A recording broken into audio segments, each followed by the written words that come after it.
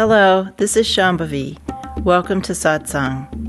Satsang is an ancient spiritual practice from India. It means being in reality together. I give Satsang live every Wednesday and Sunday night in Portland, Maine. This Dharma talk was recorded during one of our Wednesday night gatherings. Please visit jayakula.org to learn more about the teachings. You can find video satsangs on Jayakula's YouTube channel, and my books are all available on Amazon.com. Much love to you, wherever and however you are.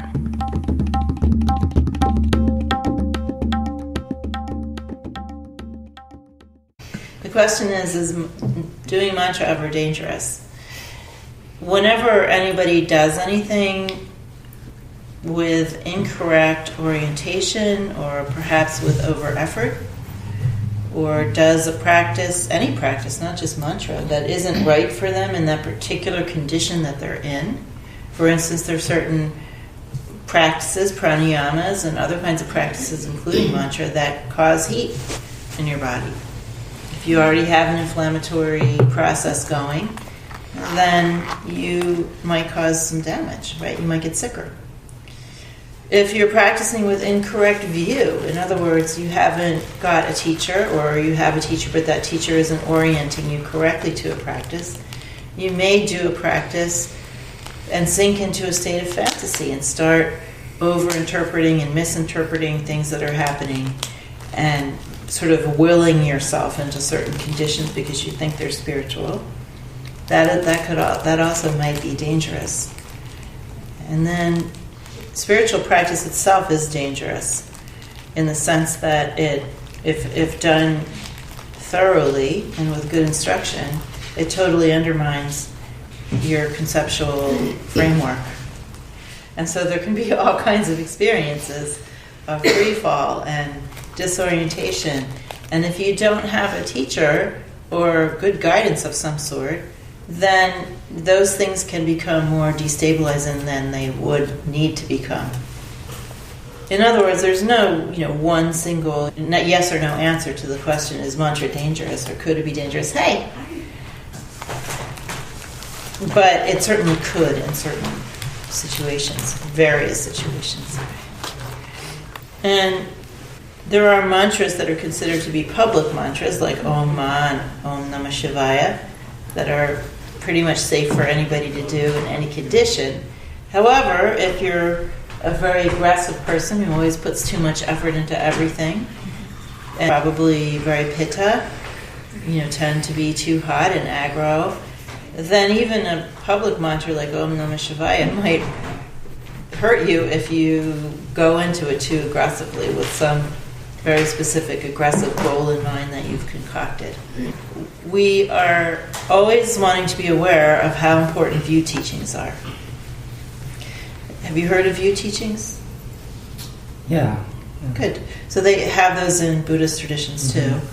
And the word for view in our tradition or any Indian tradition is darshan, and the word in Tibetan is toa. And view teachings orient you to the whole practice, tell you what universe of spirituality you're practicing in, what is the cosmology of a tradition, what is the view of a person, what is practice for according to that tradition. And then every specific teaching, like a mantra, would have its own view teaching to go along with it, to tell you how to practice it correctly, how to orient yourself to the practice when you sit down to do it, what not to think about it, how to do it so that you don't get sick or don't get too quickly destabilized. And then as you go along in any practice, if you're really doing consistent spiritual practice, then you have to check in with a teacher as you're going along, as things happen, so that you don't misinterpret things or don't miss opportunity, or so that you have an opportunity to check your technique, make sure you're doing things correctly, or have someone to complain to when you get stuck. That's important too. The importance of having someone to help you not get stuck, not go on some sort of unnecessary detour, and waste time and energy cannot be overestimated. I just finished writing my new book today. I finished the text yesterday. I finished the footnotes today. But at the end, I was, I have to write acknowledgments because that's what you do. And so I was sitting there, thinking what to do. That's not just the same old boring thing. And I wrote that I feel unending gratitude toward all of my teachers, whether they were great teachers or not great teachers, because they helped me to keep going and not get stuck. It's so easy to get stuck. Generally, one gets stuck because you are given some kind of practice, but then there's no one there to tell you what the next thing to do is. So you just keep doing the same thing, and then it doesn't get you far enough. You can also get stuck because of fantasy, because you have certain fantasy goals, or you have a certain fantasy relationship to spirituality, of what it's supposed to do, how you're supposed to feel, and then you can get into all sorts of things that are non-productive. I think as I go along being a teacher, what I notice, the main form of fantasy that's an obstacle is not understanding that you have to do the exploration of it in your practice. You have to try to explore living presence. You can't just sit there and do your practice and wait to be saved. You have to actually be a partner in the practice with presence, with wisdom. You have to be willing to reach into things and use your intelligence and noodle around, as I like to say. See what's what. Explore a bit. Not just be rigid and do things in a rote, checklisty way and then wait to be saved by the practice. It just doesn't work that way. And as I've gone along, I've realized how that natural sense of exploration, somehow people have disconnected from that. A lot of people have disconnected from that. That there's actually, it's like when we do asana practice, and people are just concerned about getting into a pose or doing it in perfect form or something like that. But the sense of it being alive and of it being a communication isn't really there. So people don't want to move around in the pose. They don't want to see how it feels to explore the pose internally or even externally. They're just trying to get into something and accomplish something. And I think that happens with seated practice too. And it's really all about communication and exploration and getting into what Rumi called the constant conversation, which is a phrase I've always loved. He wrote a poem called Constant Conversation about being in relationship with an alive, aware reality. When we sit down to do spiritual practice, we are in a conversation with our bodies, with our energies, with our minds, and with presence itself, with what's happening in that moment. That's where the juice is.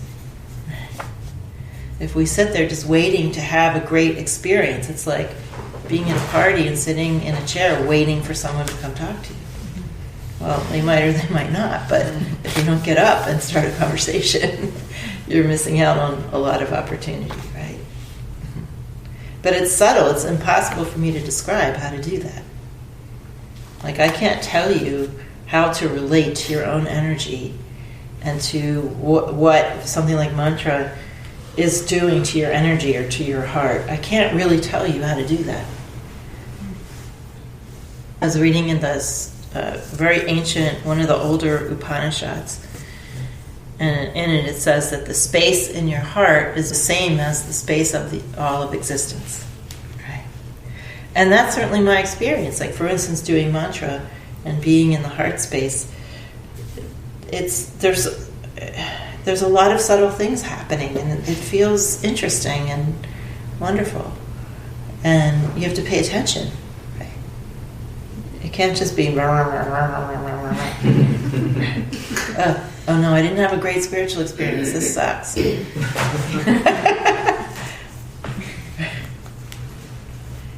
We have to get very, very subtle.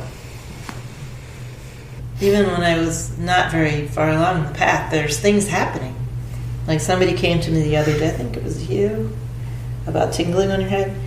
okay, that's not like a huge deal, but when I was practicing and first having that experience, when I have tingling on the top of my head, I would explore it. I would put my awareness there and, I don't know, relate to it and converse with it. Do you understand what I'm saying? Mm-hmm. Yeah. So I wouldn't just go, oh, tingling, check.